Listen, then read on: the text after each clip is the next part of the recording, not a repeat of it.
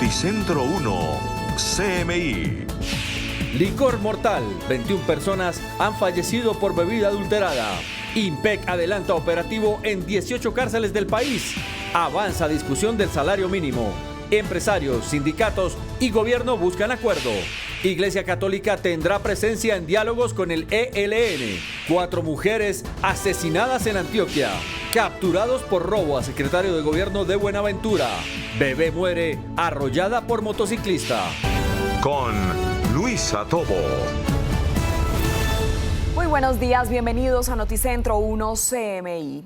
Sigue la alerta por los casos de personas fallecidas por ingerir licor adulterado. Las autoridades ya registran 21 muertos por la mortal bebida. Angélica María Arango con el reporte. Angélica, buenos días. Luisa y televidentes, muy buenos días. En lo corrido de este año, 21 personas han fallecido a causa de alcohol adulterado, bebidas alcohólicas denominadas como Rey de Reyes, cabañitas y bebidas que tienen sabor a aguardiente artificial. En este momento, Bogotá está en alerta máxima ante esta distribución que está intoxicando y causando graves afectaciones en la salud de los consumidores, que corresponden a una población relativamente joven y en perfecto estado de salud. Personas que han muerto por el consumo de licor adulterado, por envenenamiento. Trabajamos con la policía y con la fiscalía para capturar a los responsables, pero la ciudadanía es fundamental. Por eso hemos dispuesto una recompensa de 20 millones de pesos para la ciudadanía, para que nos ayuden a identificar a los responsables de estos crímenes. La Policía Metropolitana de Bogotá ha adelantado operativos de incautación y de rastreo en los lugares en donde expenden estas bebidas. En la última incautación se registraron 620 botellas de alcohol adulterado. Hemos hecho operativos en toda la ciudad. Principalmente las incautaciones las logramos en el sector de Ciudad Bolívar, Kennedy, Bosa y Suba, donde, repito, estamos visitando los establecimientos de comercio y además de hacer las incautaciones que dan una medida administrativa, también estamos iniciando los procesos de investigación criminal para hallar con los responsables o las personas que se encargan de fabricarlos, distribuirlos, comercializarlos y venderlos. Justamente en un operativo se desarticuló la banda Los Químicos, quienes distribuían licor adulterado como whisky y vodka que presuntamente tienen el mismo sabor y las mismas características que una bebida original. Ellos se dedican a la adulteración de whiskies, de vodka, pero los sellos han tenido que ser enviados hasta Escocia, precisamente para verificar efectivamente cómo fue el proceso de adulteración de esos sellos en esos whiskies. Es un sello especializado que la Fiscalía logró sacar del tráfico ilegal a esta banda que estaba vendiendo estos sellos, que eran enviados también a Barranquilla para distribuir este tipo de licor. También los peritos privados han mencionado que el sabor y el aroma del whisky era equivalente al whisky genuino. El INVIMA hace un llamado a la ciudadanía para que tenga en cuenta cualquier anormalidad que vea en el licor y tenga prevención en los lugares en donde adquieren estas bebidas. Recordarle a la comunidad la importancia de adquirir este tipo de productos, bebidas alcohólicas, en sitios seguros, en sitios que den cuenta sobre el origen de las bebidas, en sitios en donde se manejen condiciones sanitarias adecuadas y sobre todo un punto muy importante: dudar cuando los productos son excesivamente baratos en relación con el precio del mercado. Una de las últimas víctimas es una mujer de 57 años que presentó a los minutos de ingerir una de estas bebidas dolor de cabeza, mareo y que lastimosamente falleció en pocos minutos por un paro cardíaco. Por otro lado, tras la evaluación de más de 7.000 denuncias por extorsión a ciudadanos que eran atemorizados con amenazas contra su vida o la de sus familiares mediante engaños ejecutados desde el interior de las cárceles, el día de hoy desde la madrugada se realizan intervenciones en 18 centros penitenciarios en 14 ciudades para la desarticulación de estructuras y actividades delincuenciales al interior de las cárceles. A las 12 del mediodía, ampliación de estos hechos. Angélica María Arango, Noticentro 1, CMI. Y a esta hora avanza la mesa tripartita entre empresarios, sindicatos y gobierno para definir de cuánto será el aumento del salario mínimo. Luisa Fernández tiene los detalles. Luisa, buenos días. Hola Luisa, esta mesa de concertación se desarrolla aquí en Cafán Floresta, como usted lo dice, una mesa tripartita que ya lleva varias jornadas en donde se está debatiendo cuál será el aumento del salario mínimo. Lo que se sabe hasta el momento de estas jornadas, los movimientos sindicales pues ya ofrecieron una cifra de aumento o propusieron una cifra de aumento del 20%. Por primera vez los gremios, los empresarios no entregaron una cifra. Agremiaciones como ACOPI o gremios como ACOPI hablan de un aumento del 14%, sin embargo la representación de los gremios en la mesa todavía no se pone de acuerdo en entregar una propuesta y han dicho en cabeza de Bruce McMaster, que es el presidente de la ANDI, que no van a entregar una propuesta definitiva, sino que a raíz de lo que han propuesto los movimientos sindicales pues se va a empezar a debatir y a negociar o como ellos dicen concertar cuál será este aumento del salario mínimo. Lo que sí tenemos claro los medios de comunicación que nos han dicho desde esta mesa tripartita es que el aumento debe ser superior a la suma entre productividad, que es el 1.24%, e inflación, que está proyectada por encima de un 12%. Son cifras que entrega el Banco de la República y también el DANE.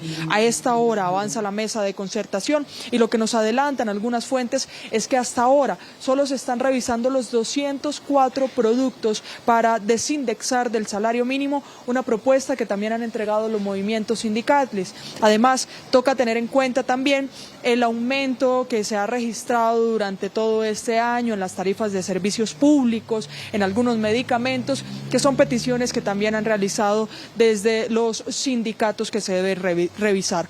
En algunas declaraciones que han dado los medios de comunicación, pues los gremios, los empresarios también están de acuerdo en estos puntos que acaban de dar los sindicatos. Aseguran también que debe tenerse en cuenta el poder adquisitivo de los trabajadores y de los colombianos. Y aunque la cifra para los gremios fue muy alta, la que entregaron los sindicatos del 20%, pues no se descarta. Hasta el momento no se tiene una cifra exacta de cuál será el aumento del salario mínimo. Lo que sí se sabe es que hasta el 15 de diciembre tiene plazo esta mesa de concertación para ponerse de acuerdo, debido a que después de ese día el gobierno nacional puede decretar el aumento a través de un decreto. Es algo que se sabrá hasta el jueves de esta semana, sin embargo, puede que en estos días de aquí al jueves pues ya se tenga una cifra definida. Lo que nos han dicho hasta el momento es que por ahora no se ha llegado a un acuerdo y se están trabajando en varios puntos. A las 12 del mediodía, Luisa, más detalles de cuando salgan de esta jornada en la mesa de concertación tripartita que se lleva a cabo aquí en Cafán Floresta. Así es, Luisa, seguimos muy pendientes, gracias. Y el arzobispo saliente de Cali, Monseñor Darío de Jesús Monsalve, confirmó su participación en la mesa de diálogo entre el gobierno nacional y la guerrilla del ELN. Sebastián, muy buenos días. ¿Cuál será el papel del jerarca de la Iglesia? Hola Luisa, televidentes, muy buenas tardes. Monseñor Darío de Jesús Monsalve, quien hasta hoy es el arzobispo de Cali, dijo que viajará el próximo 15 de diciembre a la ciudad de Bogotá para reunirse con el presidente de la conferencia episcopal y los demás integrantes de la comisión de la Iglesia que estarán acompañando este proceso de diálogo de paz entre el gobierno nacional y la guerrilla del ELN. Aseguró que es momento de tomar decisiones para disminuir el conflicto armado en todo el territorio colombiano, sobre todo en aquellos territorios donde no hay presencia del Estado, ni siquiera con la fuerza pública. Hay que recordar que Monseñor Darío de Jesús Monsalve, a sus 75 años, fue uno de los artífices que intentó entablar esta mesa de diálogos entre los gobiernos anteriores y la guerrilla del ELN. Además, hizo en repetidas oportunidades el papel de mediador para la liberación de secuestrados que estaban en poder de ese grupo subversivo. A esta hora se cumple precisamente una Eucaristía donde él entrega su cargo a el Monseñor Luis Fernando Rodríguez, de 63 años, oriundo de la ciudad de Medellín. Ahora cambiamos de tema porque a esta hora hay un bloqueo en la vía que comunica a los municipios de Cerrito y Guacarí por parte de comunidades afrodescendientes. Ellos están pidiendo una mesa de diálogo entre el gobierno nacional, el gobierno departamental, con sus comunidades en sus territorios. Están haciendo un pliego bastante extenso de peticiones, entre ellos seguridad para sus líderes, también acceso a las tierras para sus comunidades y programas de vivienda para las víctimas del conflicto armado, así como la inclusión en distintos programas del Instituto Colombiano de Bienestar Familiar. Hasta el momento no se presenta ningún tipo de alteración al orden público en esta zona del centro del departamento del Valle del Cauca. Nosotros estaremos pendientes a esta situación, porque finalizando Comenzamos con un hecho judicial, y es que fue capturado un hombre por haber participado en el asalto al secretario de Seguridad del puerto de Buenaventura, cuando este terminaba sus funciones públicas y realizaba algunas actividades personales. Él, junto a otros 4 individuos, abordaron al funcionario con arma de fuego y lo intimidaron y lo despojaron de varias pertenencias, lujosas joyas, entre otras objetos personales del funcionario. Su esquema de seguridad alcanzó a reaccionar. Uno de los escoltas resultó herido junto a uno de los presuntos atracadores. Este sujeto fue capturado pocos minutos después del asalto, gracias a una rápida acción por parte de la Policía Nacional, que se encontraba cerca a este sitio. Es por ahora toda la información desde la Catedral de Cali, en el centro de la ciudad. Sebastián Bedoya, Noticentro 1 CMI. Sebastián, muchas gracias. Empezó la cuenta regresiva para la evacuación preventiva aguas abajo del proyecto Hidroituango. Santiago Noreña con el reporte. Santiago, muy buenos días. Luisa, buenos días. Pues la Gobernación de Antioquia citará este lunes lo que será el Comité Departamental de Gestión del Riesgo. Allí estarán presentes diferentes entidades como EPM, la Alcaldía de Medellín y los organismos de socorro de los municipios aguas abajo de la hidroeléctrica. Va a iniciar lo que será el operativo logístico para la evacuación de esas 3.500 familias que están impactadas en la hidroeléctrica. Recordemos, si bien la Administración de Medellín, incluso la Gobernación de Antioquia, se han sumado a esta petición de que no es necesaria esa evacuación, lo van a hacer, lo van a cumplir por petición de la Unidad Nacional de Gestión del Riesgo, quien exhortó a EPM a hacer estas evacuaciones preventivas de cara a lo que será esa prueba definitiva y la entrada en operación en firme de la hidroeléctrica, que recordemos generará el 17% de la energía que demanda el territorio nacional. La Gobernación de Antioquia le ha insistido a EPM que será la responsable de garantizar todo este operativo logístico y humano de cara a esta evacuación preventiva, que recordemos se va a hacer en municipios como Valdivia, Tarazá, Briceño y Cáceres el próximo 14 de diciembre. Por otro lado, en el departamento de Antioquia también se registran noticias no tan agradables. Fue un fin de semana violento. 4 mujeres fueron asesinadas en diferentes municipios. Estamos hablando de Santa Rosa de Osos, Copacabana, Turbo y Santuario. Todas habrían sido asesinadas en manos de sus parejas sentimentales. Las autoridades adelantan ya los procesos de investigación. Han sido capturados 3 de ellos, quienes ya están en manos de las autoridades judiciales para realizar todo este proceso de legalización de captura e iniciar el proceso de lo que será la judicialización. La Gobernación de Antioquia, a través de la Secretaría de las Mujeres, envía un mensaje a la ciudadanía en general para tener una temporada decembrina en paz y seguir compartiendo en familia. Ampliación de estos sucesos que se registran en el departamento de Antioquia en unos minutos. Desde Medellín, Santiago Noreña, Noticentro 1 CMI. Santiago, muchas gracias. Hacemos una pausa en Noticentro 1 CMI y al regresar, espere, muere bebé arrollada por motorizado. Ya volvemos.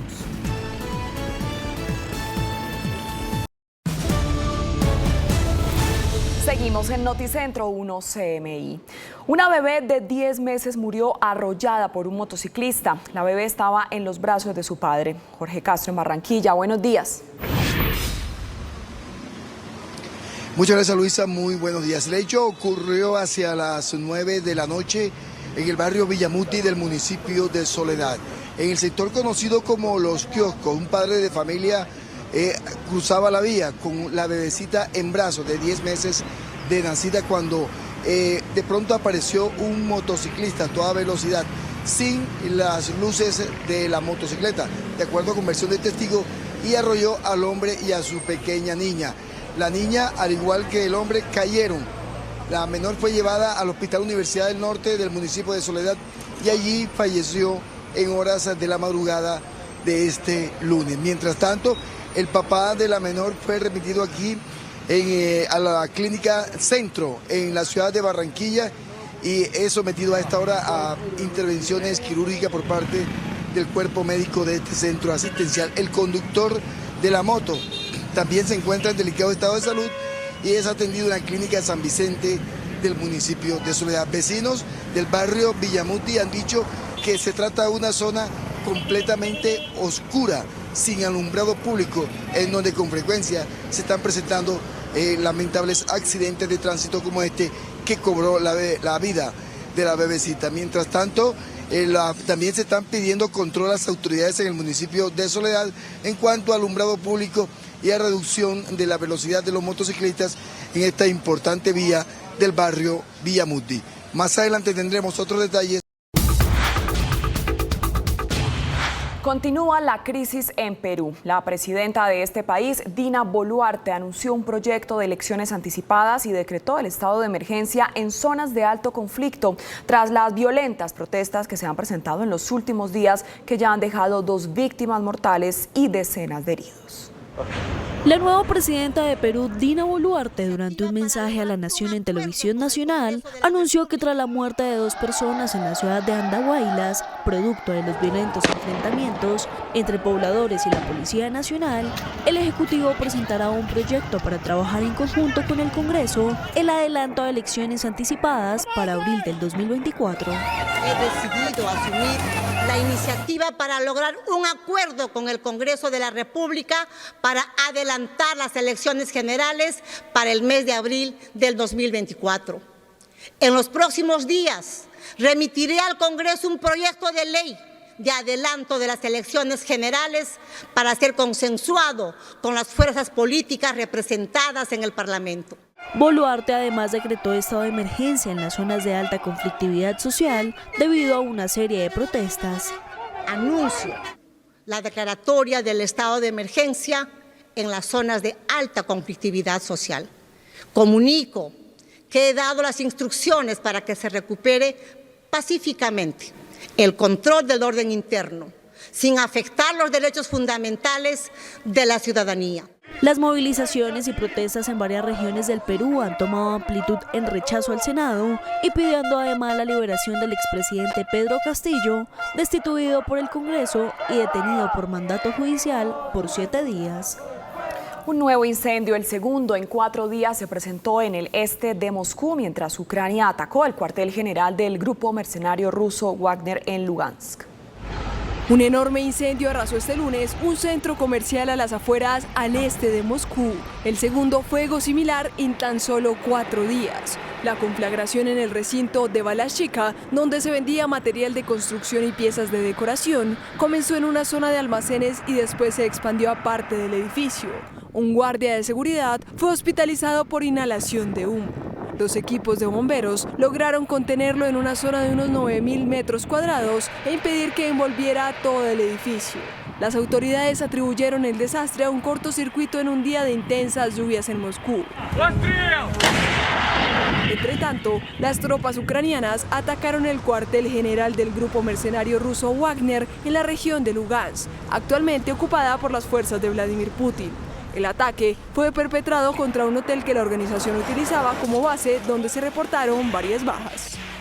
China desactivó la aplicación de control de los desplazamientos utilizada en su dura política cero COVID, el cual el gigante asiático desmantela rápidamente tras una histórica ola de protestas y en medio de una disparada de los casos de Omicron a nivel nacional que preocupa a los expertos.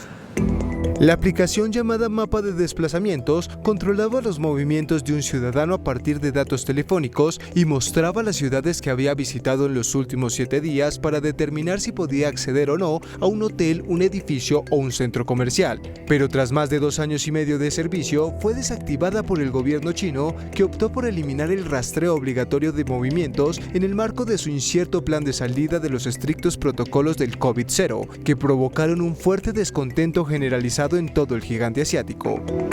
Pero el desmantelamiento de la radical estrategia china para contener la pandemia coincide con el gran número de aumento de casos de coronavirus y de hecho expertos advierten ya de una ola sin precedentes de casos de COVID-19 a medida que variantes como Omicron se propagan rápidamente y cuando hay señales cada vez más evidentes de que un preocupante brote ya sacude a Pekín, la capital del país.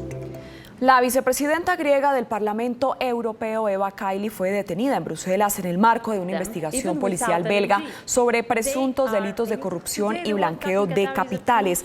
Kaili se encuentra actualmente bajo arresto y suspendida de sus cargos. Está acusada de estar involucrada en un caso de corrupción relacionado con supuestos sobornos de Qatar para influir en las decisiones de la Eurocámara con respecto a la celebración del Mundial de Fútbol. Today the World Cup in Qatar is a proof. Irán ahorca en público al segundo preso condenado a muerte por su participación en las históricas protestas antigubernamentales que sacudieron a la nación islámica. El joven de 23 años fue sentenciado tras un juicio fulminante y sin garantías procesales, en el que se le acusó de asesinar con arma blanca a 2 agentes de seguridad iraníes y herir a otros 4. Además, se le imputó el delito de guerra contra Dios. Este fue el segundo ejecutado de los 11 condenados a muerte por participar en las manifestaciones en contra del régimen. La NASA calificó como extraordinariamente exitosa la histórica misión lunar Artemis 1. La nave Orión regresó con éxito y puso fin a la histórica misión. La cápsula, que no llevaba astronautas a bordo para este vuelo de prueba, reingresó en la atmósfera terrestre a una velocidad de 40.000 kilómetros por hora y fue frenada en su descenso por paracaídas. El principal objetivo de esta misión es preparar un futuro viaje a Marte.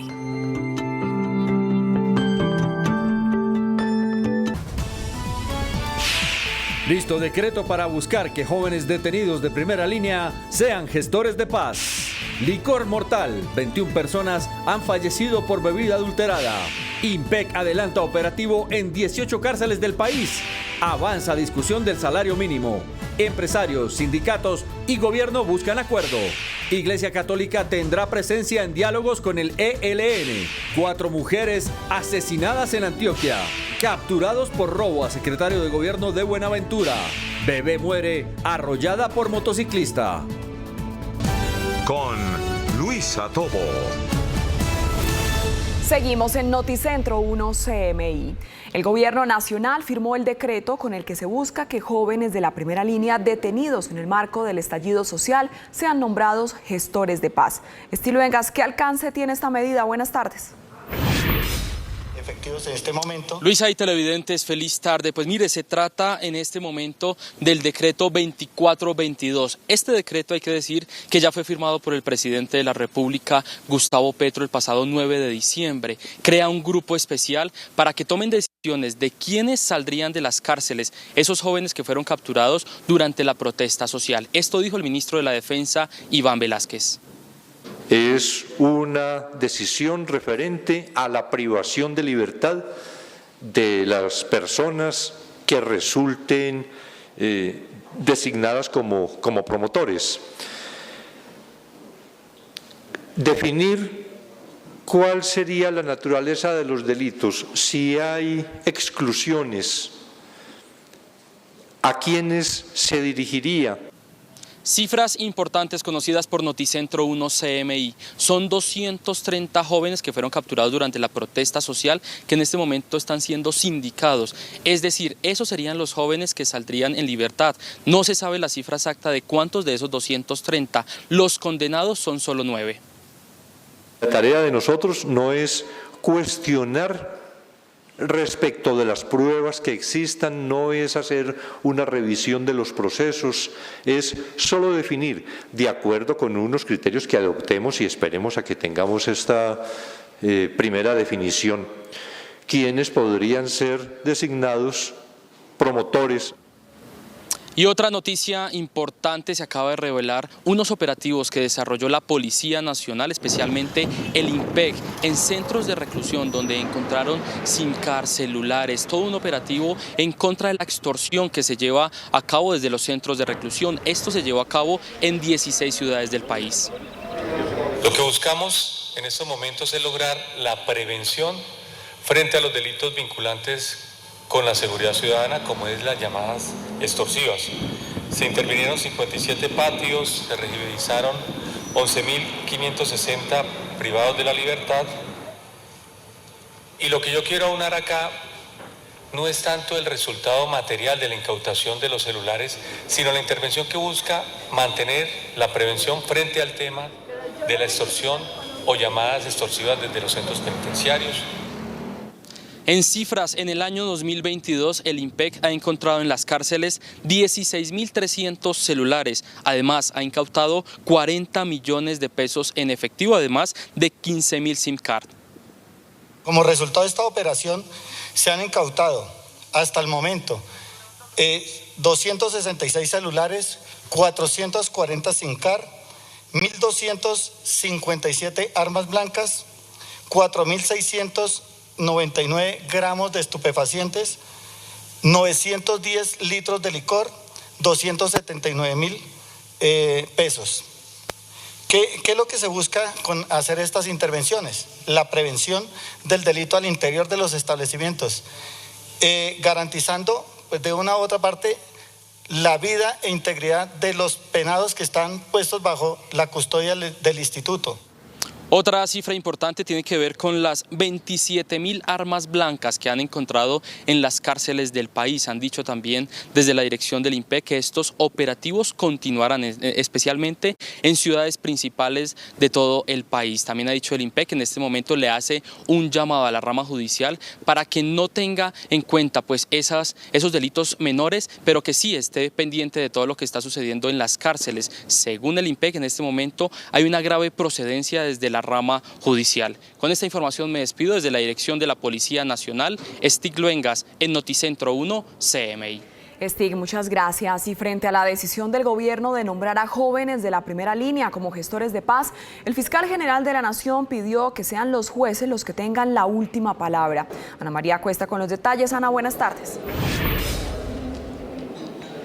Luisa, muy buenas tardes. Desde el Hotel Grand Hyatt, desde donde se entrega la condecoración José Ignacio de Márquez a los servidores de la rama judicial, el fiscal general Francisco Barbosa acaba de decir que no le queda claro por qué razones van a nombrar como gestores de paz a integrantes de la primera línea. Esto dijo. Yo realmente no entiendo bien la figura del gestor de paz, porque lo que se habla dentro del decreto es de un vocero. Entonces tendrían que explicarle al país exactamente vocero de quién, de qué y en el marco de qué proceso de paz, para que haya mayor claridad. Creo que todo eso es una reglamentación que me imagino que tendrá que hacer el gobierno nacional. El día de hoy conversé con el ministro del Interior y con el ministro de Justicia para que me explicaran un poco en qué consistía esto, pero los dos me confirmaron que es la justicia la encargada de dar la última palabra frente a cualquier salida o cualquier admisión de esas personas que se encuentran privadas en libertad. Sobre la Comisión Intersectorial para definir la libertad de los integrantes de la primera línea, que fue conformada recientemente por el gobierno, el fiscal general dijo que estará muy pendiente, que la Fiscalía no tiene ningún tipo de facultades en esa comisión, pero que pide que la rama judicial tenga un papel predominante en estas decisiones. Los jueces de la República son la última palabra frente a cualquier salida de esas personas.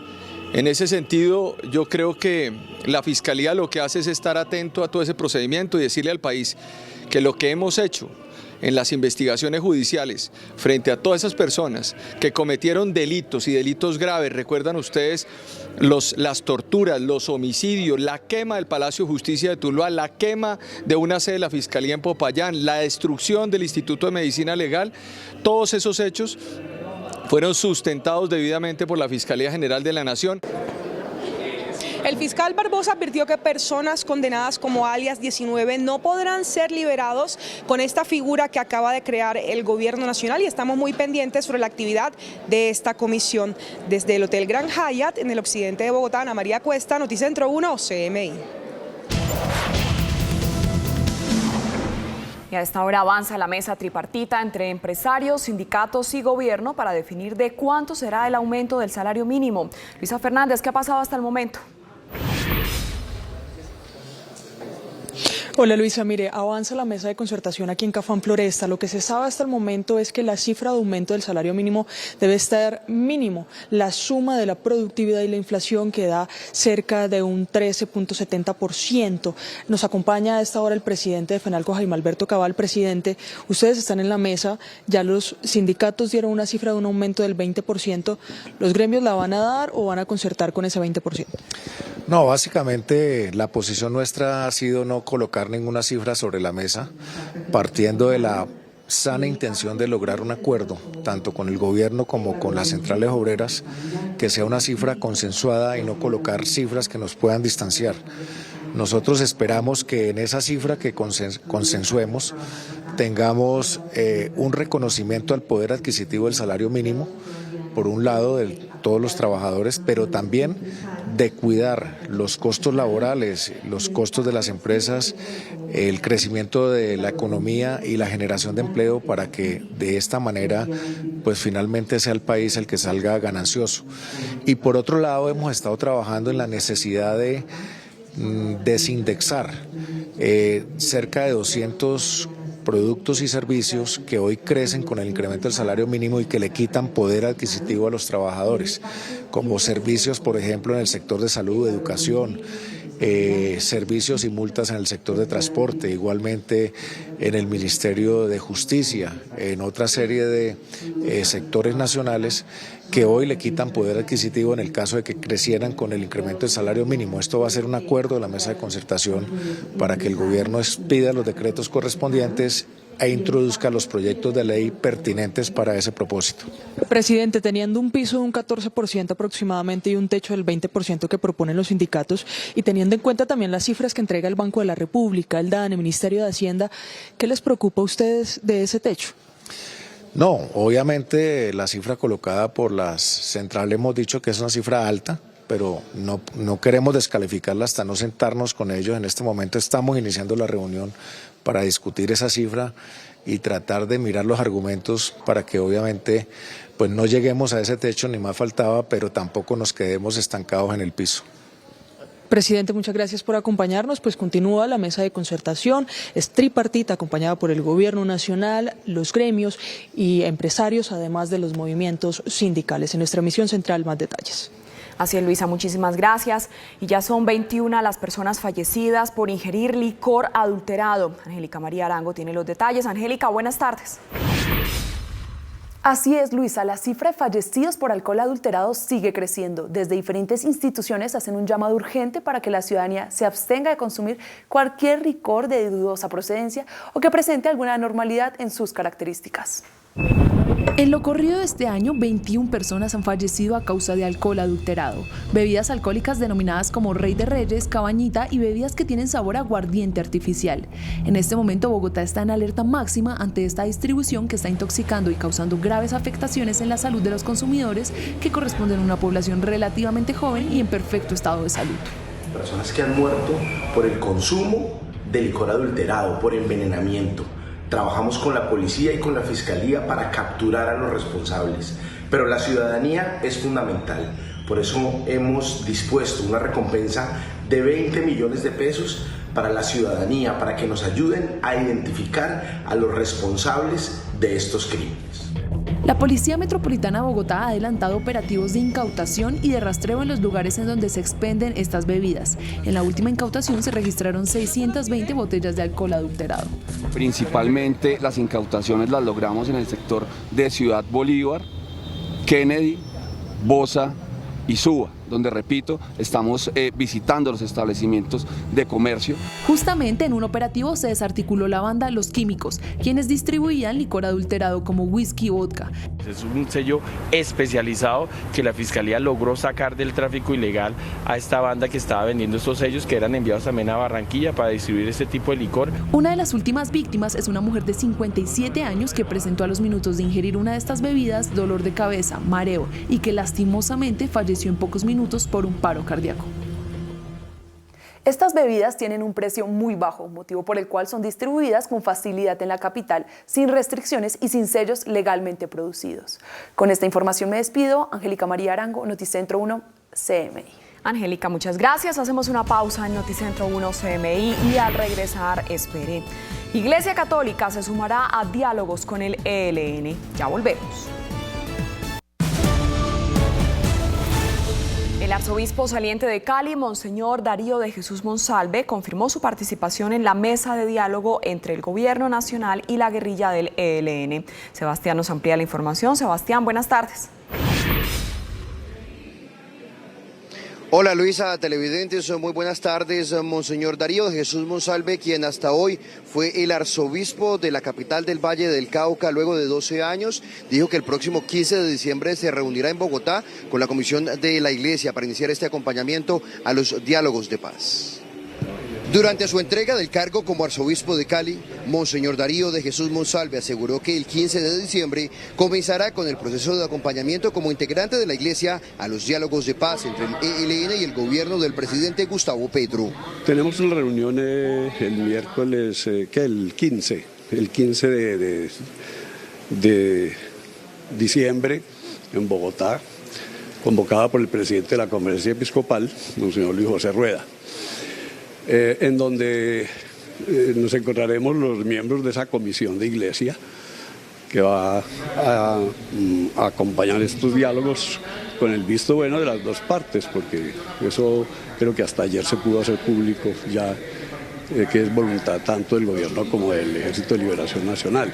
Monseñor Monsalve, de 75 años, fue uno de los artífices de varios intentos por establecer mesas de diálogo entre el Estado colombiano y el grupo subversivo. Además, en varias oportunidades hizo de mediador para la libertad de secuestrados. Ahora espera la designación del papel que desempeñará en el actual proceso que se cumple en Caracas, Venezuela. El país necesita una gran cooperación de toda la ciudadanía y necesita sobre todo también decisiones de fondo. Monsalve será reemplazado por Monseñor Luis Fernando Rodríguez, de 63 años, oriundo de la ciudad de Medellín y quien hasta el momento se desempeñaba como el obispo auxiliar de la capital del Valle.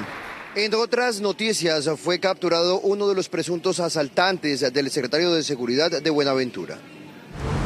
Este es el hombre que habría participado en el asalto al secretario de Seguridad de Buenaventura, Valle del Cauca, Arlington Agudelo, a quien con intimidaciones lo despojó de joyas y otros elementos de alto valor en el barrio La Independencia de ese distrito el pasado 9 de diciembre. La patrulla se encontraba cerca realizando los respectivos controles y al escuchar las detonaciones se dirigen al lugar y es donde logran la captura del hombre, encontrando en este mismo lugar de los hechos una arma de fuego tipo pistola calibre 9 milímetros, un proveedor y los cartuchos para la misma.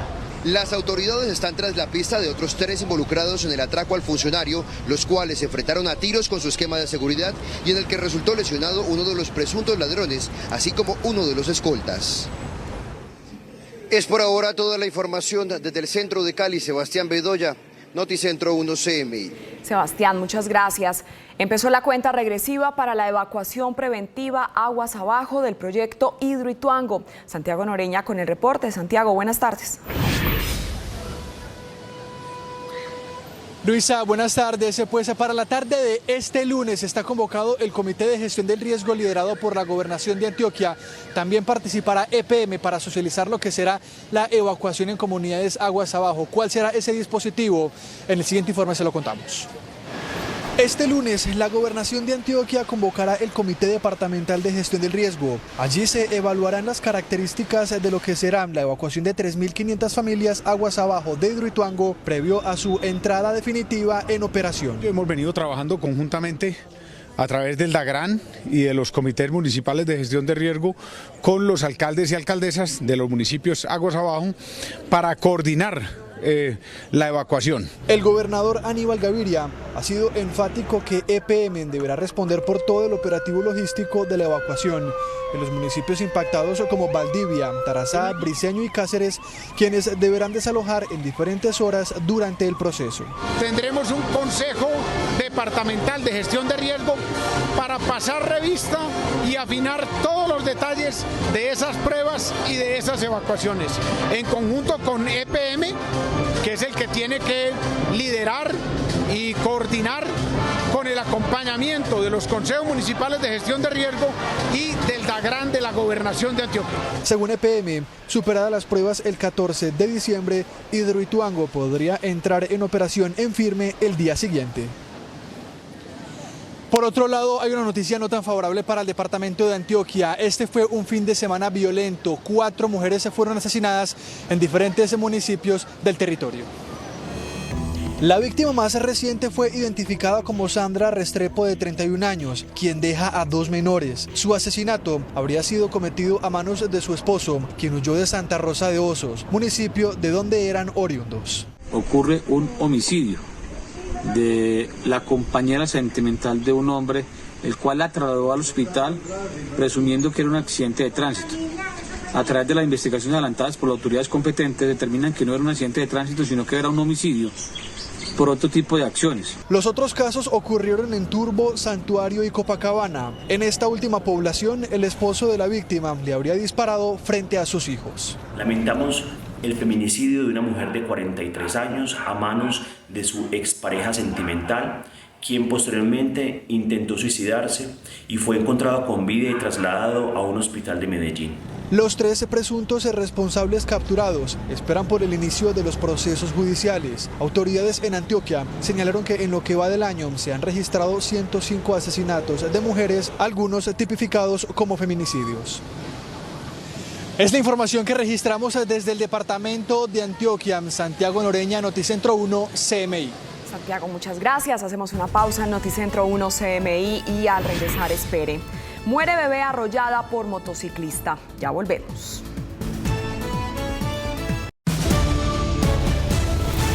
Seguimos en Noticentro 1 CMI. En Barranquilla murió una bebé arrollada por un motociclista. Jorge Castro, buenas tardes. ¿Cómo fueron los hechos?